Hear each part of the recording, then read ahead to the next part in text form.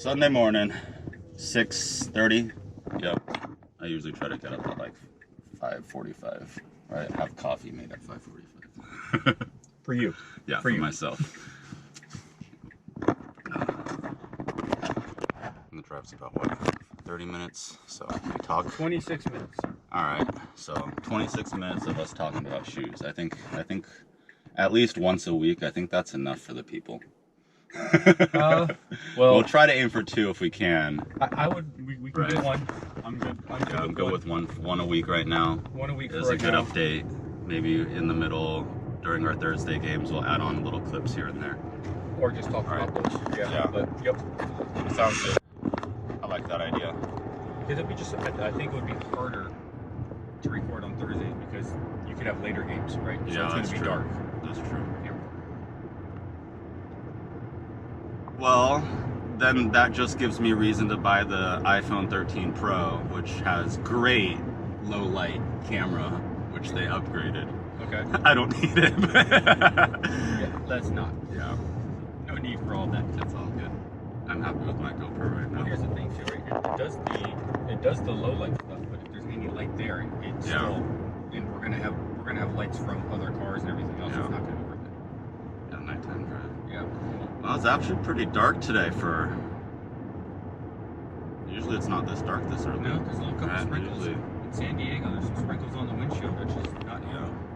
Well, I did wash my car, so That's it's true. rain. Thanks My for that. bad, dude. That was on you this week.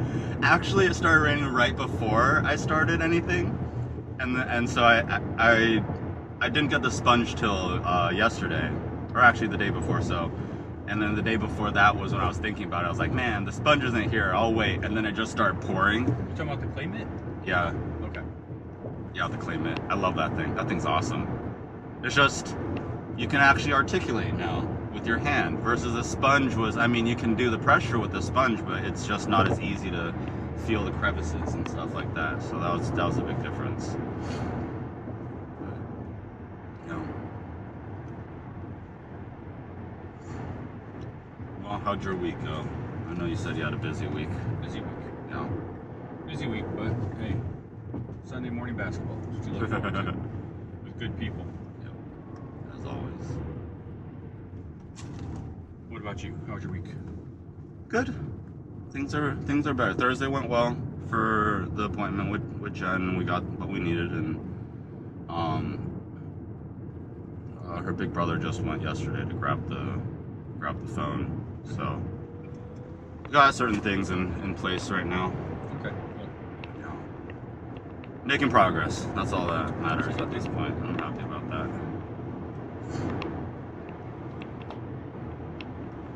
I also brought my I was thinking about it. I only have 2 pairs of Nike IDs. Neither of them were made by myself. One of them was an outlet find, the other one was a gift when I was in high school. And the gift from in high school is a pair of like Nike Bruins that I never really wear. They're in like brown. And they sit in the Nike ID box, and then I took the bag out that came with it. And the bag actually, do you actually happen to know which my other Nike IDs I have? There's only 1 pair. You've seen them. You know what they are. Nike IDs, not even mine, but I paid a pretty penny for them because I wanted the damn shoe. It was a very special shoe to have. Like, you know, I have a handful of shoes that go under the playoff pile, right? Yeah. So think there.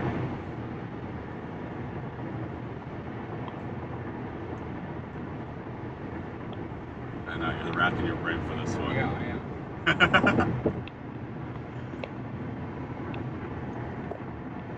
It's actually the only Nike ID I even wear, period, at this point. Well, I'm just trying to think too. Like, I'm trying to narrow it down by which shoes do you wear that even allow you to ID? Yep. And yeah, they definitely don't let you ID these no more, It's not right? leaning towards a pair of Kobe's. Uh-huh. And I don't have too many of those You don't either. have too many of those. Yep. The Kobe 9s? Nope. You're close. I wish I had a pair of 9s. I think the 9s that I did have, I ended up selling to Cody because they were a half size too big for me. Are they the like? Are they the coral ones? Yeah, the coral ones. They say Kim on the inside. Some Korean kid returned them because either I don't know what happened. It's just that he didn't like them. Maybe they didn't fit. Went to the outlet. Somebody scooped them up, put them on eBay, and had them around like 200 something. And I ended up bidding like 175 or 180, and they accepted it. And the only reason is because of the full length zoom, right? Because I wanted that insert. And like even today, I was like, ooh, because I have the 6 boxes that I bought, and Kobe goes right in the middle of that one because it's like my, you know, it's the, I'm ready to play today. These are the shoes, you know. These are Get Bucket shoes. Yep, these are my Get Bucket shoes, and these are really like, they're my most expensive pair too when you think about it, because I really look for discounts on everything, and for me to spend over 150 on a pair of basketball shoes is already a big deal on my part. Looking at you. It's all right. It's all right. Yeah. Okay. So. Yeah. Nope. Definitely. Let's see here. I don't follow these shoes, but I have the Air Dior's that are expensive, and then I have the Off-White Jordan 1s, Chicago, which are pretty penny too. Did you ever get the UNC ones or no? No, I never went after those ones. Okay. Once I got the Chicago ones, because I wear them, not necessarily always reselling them. I wear a lot of my shoes that I didn't go after the UNCs because I already had the Chicago's. Okay. So Yeah. in terms of the Off-White stuff, I'd rather just get 1 or 2. If I was going for reselling purposes, yes. Yeah. But like the love for the game and the love for shoes and love for basketball, I don't want to be a reseller because I would go after shoes that other people want that I don't want, just to exploit them and make money. Yep. So I try my best not to get those shoes. That makes sense. The ones I do that for though are the Yeezys because they're not basketball shoes. No. They're just people going after them to buy them to say I have Yeezys. I'm going to exploit you now because you're using the game, right? The point of the shoe game to start with was the love for shoes in the game of basketball now. So I don't try to go after those shoes to resell because I hope those people are using them for basketball purposes. Even the retro Jordans you see, I've played in Jordan 12s and 11s and 5s and 4s and 3s and 1s.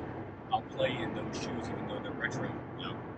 Just because that's those shoes. It's the culture, It's right? made for basketball. Yeah.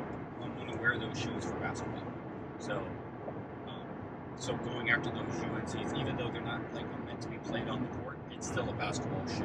I'm not going after those for that purpose. Like I even feel sad for the shoes that get bought and just sit on a shelf and never really get played or Just get worn. worn, get used. Right. It's That's what shoes are for. That's what they're made for, Yeah. right? I mean, there is also the perspective that they're art and collectibles in that sense, but I mean, shoes were originally, they're originally made for us to wear. So, and yeah, the whole, like, the hardest part about, especially with the Kobe line, is just the fact that they really were designed to be the ultimate basketball shoe when it came down to how he really articulated the technology. And now, because of everything that happened, you can't get away with anything under $300-400 for most of them. There are a few that are around like 2 something, but they're them for 2. right. If you go after these like Mamba Fury line, those are a lot less expensive. But if you go after Kobe shoes, you're paying at least double for those. And once again, that's not how that was not made that way. Like they weren't made to be resell just to have as a trophy or to say, look, I'm wearing Kobe's. It's just not what they were. Even LeBron has shoes that are not meant for basketball that he does collaborations with, like John Elliott for the 15s. He did those that were like I really like those ones. Lifestyle, right? They're lifestyle shoes. They weren't for the basketball. Yep. Okay, right? Different story. But now these shoes that are made for the basketball court, I mean, had LeBron watch for the 15s, like that was big. Like I got 2 pairs of those, and I wore them on the court because that's what they're made for. And yeah, the 15 line was great for me.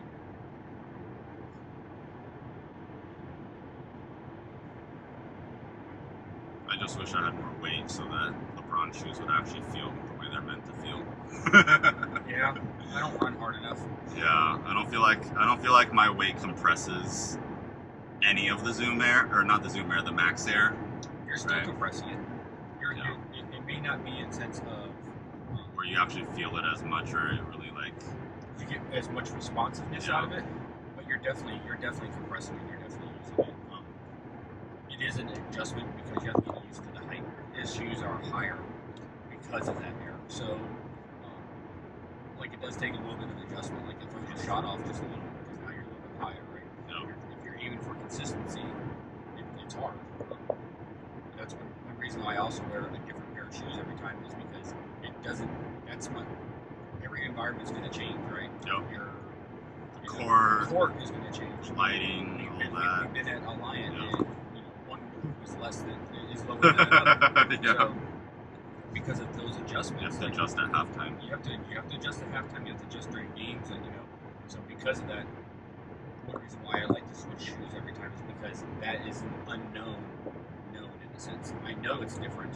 How am I going to adjust today for that? So there's always consistency that if you always see me to warm up, first thing I always do is take 10 free throws. Yeah. That gets me my gauge. Feeling where it is Yeah, and like, recalibrate, right? Yeah, exactly. Where's the rim at today? How is the conditions on the court a little bit in terms of like how's the ball going to bounce off of the wood?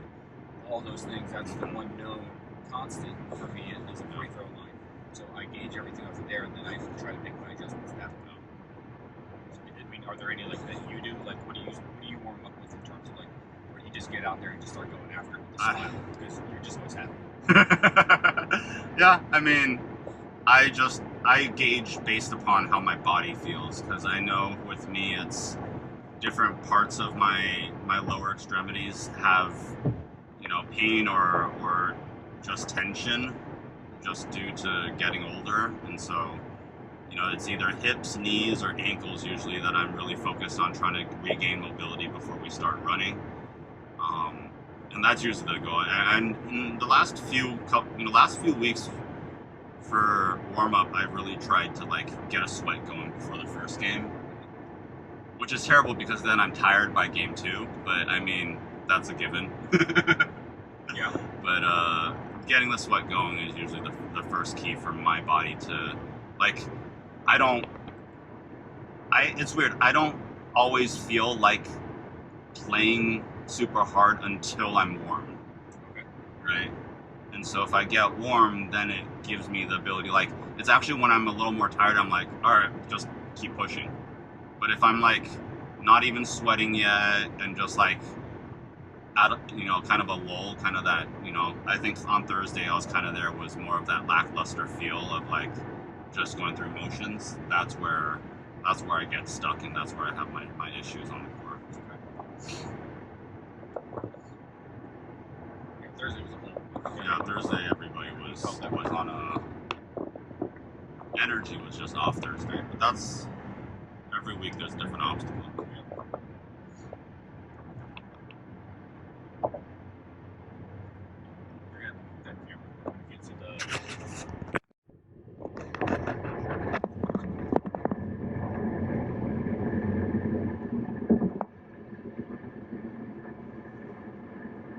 What was your first love for shoes, would you say? Or what got you hooked? Is there a certain pair or is there a certain experience? Both. Okay. First real experience I can remember of and these shoes, I want these shoes. The first experience that I ever saw of I want these shoes was Jordan 12 Phil Williams. He wasn't playing well.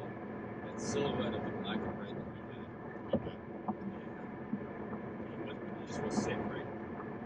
So we've been holding him. I just have this image in my head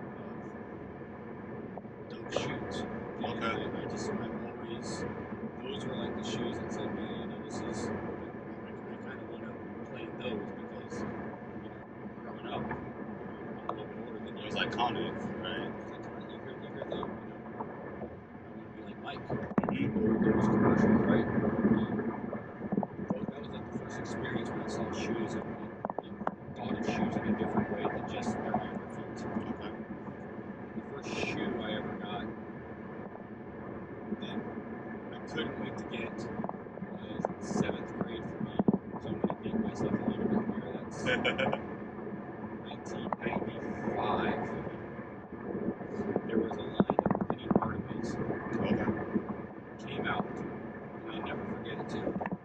Got the East Bay magazine. Yes. Back when you got the East Bay magazines, I got the East Bay magazine, and they were on the cover. Black, they're blue, dark blue and white. And I saw them like, I have to get these shoes. Like, I don't know what I have to do to get these, but these are my kids. And we didn't come from like the most. We came from pretty humble beginnings where I grew up at, and then with what my family was going through. That it took a lot for me to get those shoes.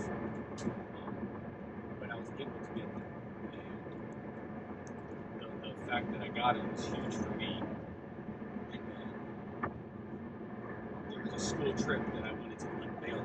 Finally got it. When I didn't unveil, we were going to, I think it was like the 7th grade end of year Disney World trip or something like this. Because I lived in Florida. Really wanted to get these. But everyone else was going after them too, apparently. So when I first got them, I wore them the first day I got into school to show everybody, hey, look, I got them. But I'm not wearing them again until then. And just that feeling of you got a shoe that first release that you really liked, you really wanted, and you kind of got it before everybody, and you had a chance to like use them. That's what really got me hooked and got me started on shoes. I love that. Yeah, that feeling of like, yeah, like I worked my ass off to get these, and like I got lucky and I got them, right? Part of it's luck, a part of it's the planning, but a big part of it, especially nowadays, is just luck. If you think about it, right? Now it is luck, right? A lot of it now is luck. Back in the day, if you knew people, you had better chances, and right, you make the right connections. If you really wanted shoes back in the day, and you knew they were coming out, you'd line up at the store. Just make sure you're there early. You're one of the first, X amount of people, and you can get them. Now you can't even do that. Back then, it was like Black Friday shopping every other week. Every other week. But it also wasn't like, there was a time when I see shoes, like I could go into the store and see them and just say they're on the shelf, those are the ones I want, and not worry about having to fight with for those shoes. So it's just such a different game. Yeah, it changed so much. It's one of those things where you'd love to see it, right? You'd love to see the growth that is had for the game, for the love of shoes, for the game of basketball. Because there's many things that factor into it. You get video games like 2K where the shoes are there too, right? It's not the exposure of the shoes is so much more than before. It's not just a, hey, here's some shoes that these people are wearing. It's no, these shoes are, it's a huge part of the culture, and it's fun to be a part of that, right? Because at the end of the day, right? Anyone can be a part of that. It doesn't matter your race, religion, any of that stuff. Because it's all for a love for the shoe. Yep. But there is a sense of the have and have not. If you don't have the means to get all of the shoes that you want, that's part of the problem too. Which there are things like, I respect Shaq for like, hey, I want to get shoes out there, but I want to make them affordable for everybody. Because if you want shoes, you should be able to have access to the shoes, and not everyone has the means and access to the shoes. Yep. Not everybody can pay resale. Not everybody wants to either. Even if you can't afford it, like I can afford it, but I don't necessarily get resale every single time. I'll do it once in a while, but if I was you really want that shoe for that to happen. Exactly. What about you? What was your first ever shoe game? Is it? Well, so I mean, you understand from my perspective, I've always looked at it as what are the tools underneath my feet, right? And so in my mind, there's two main stories that really solidified that what's underneath my feet make a big difference. First one was, it was my birthday, I think probably like sophomore or junior year of high school, and one of my teammates gifted me a pair of And Ones, but they hurt my feet when I put them on. And so my dad took me to the nearest Foot Locker to go get them exchanged, right? Because we had the gift receipt and everything, so it was nice and easy. But there wasn't anything on that wall that I really particularly liked or fit me that I felt like was going to be a good shoe to wear. And so we ended up traveling, I think, 30 minutes to the next Foot Locker, didn't find anything there, then drove another 30 minutes away, so we're about an hour away from home. Just me and my dad in the car, just trying to find a pair of basketball shoes. And we ended up going to this other mall, pretty far away from home, and got a pair of the Charles Barkley, I think 94 or 95. They had the big strap on it. They looked awesome. I loved them. Put them on for my first practice at school, and just slid all over the floor. It was like ice skates. Like, I had no grip, couldn't cut. Every stop that I had, I was sliding an extra 6 inches on the ground. And I just it felt like I was wearing skates. And in the end, it was one of those situations where it's like, well, I can't even do what I need to do on the floor right now.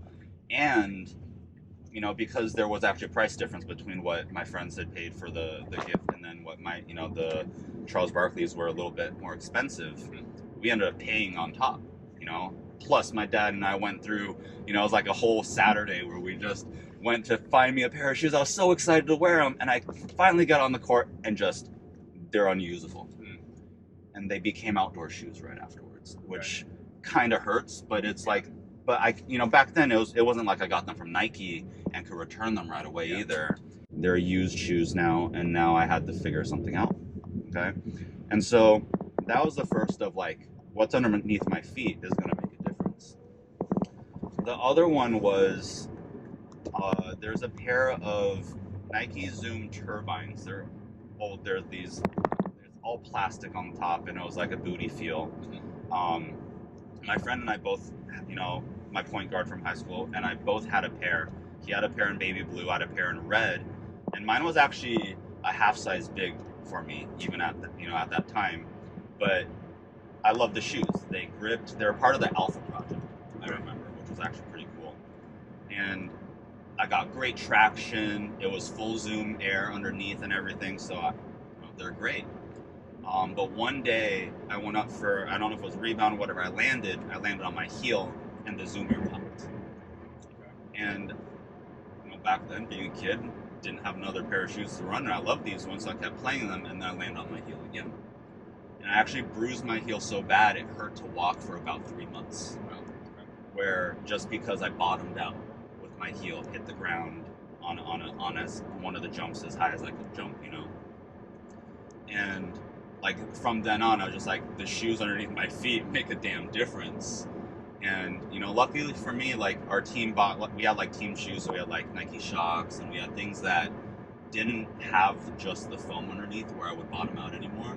And I think that really made a difference. And actually, there was one other shoe that made a huge difference, that made me realize what I wore could save my ankles. Actually, I had a pair of Adidas's. I'll have to find the model, but they had these big plastic blocks that lined up right under where your ankle is, right? So it was almost like there's this plastic piece that just stood right here, right? And I remember I was outside playing a friend one-on-one, and I landed on my ankle, and it caught there and rolled my ankle back into place, right? It was supposed to invert, but because of that plastic piece, it kept me back on and kept me stable. My ankle still hurt, but it prevented the full inversion.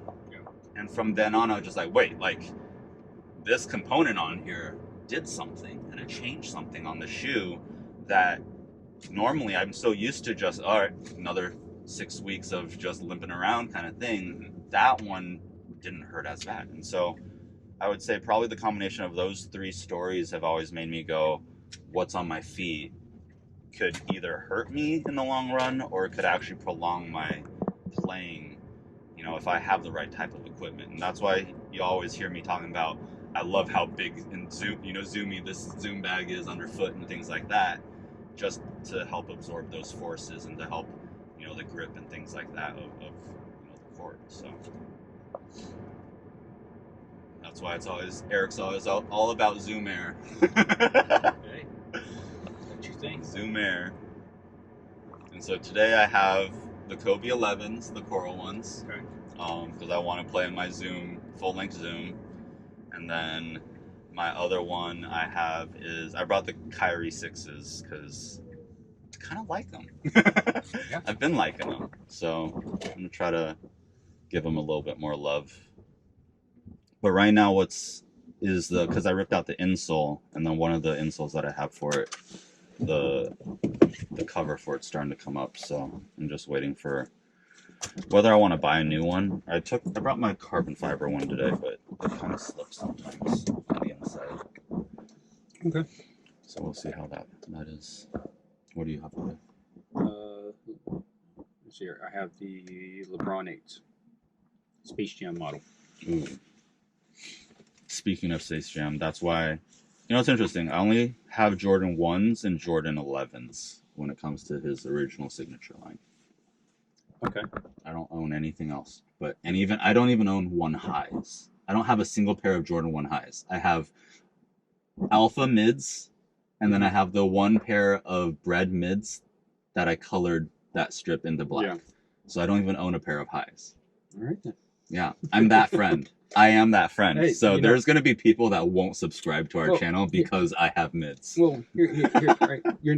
The difference is, you're buying it for a purpose, not just because it's mid or high or lows or putting stuff, you know, putting it down for a shoe. You bought a shoe because you wanted the shoe and the performance of the shoe. So, you know, different ballgame, right? If you're looking in terms of trying to stunt and hype. Yeah, there's one side of it. You know, it's not for the hype beast stuff. It's literally for the game. So, well, I look at it as like I should probably record it. Like, you got to see the smile on my face when I pull these out and look at them, and just like my Jordan 11 Concords. I squeal like a little girl when I pull it out and I look at it. I haven't even worn them yet, you know, and it's just like, oh, I fucking got them, man. Yeah. And it was fun. Like, and you have stories about when you hit these. Like, I was in Miami on a bachelor trip, like a bachelor party trip, and because it was with my other buddy who just loves Jordan 1s, but like everybody woke up at 7 a.m. and we had all gotten in at like, or actually it was because it was East Coast. It was 11 over there, right? 10. Or 10 over there when we had to do it. But it was one of those situations where like, guys, you up yet? You trying for these? And so all of us are just like lying in bed on our phones. And it's like, did you get the confirmation? Did you? I think out of us 4, 3 of us hit. So it worked out in that sense. Felt bad for the one guy, but yeah, that's Sneakers app's fault, not ours. Yeah. So, yeah.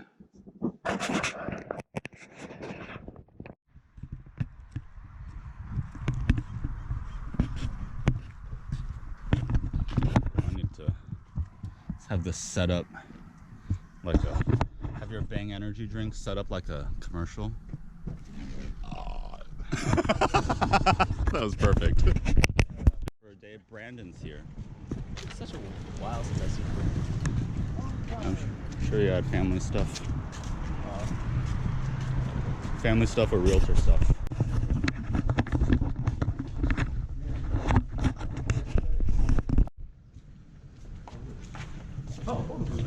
What's the photo booth, man? What? It's Eric. Eric's the photo booth. Oh, that's true.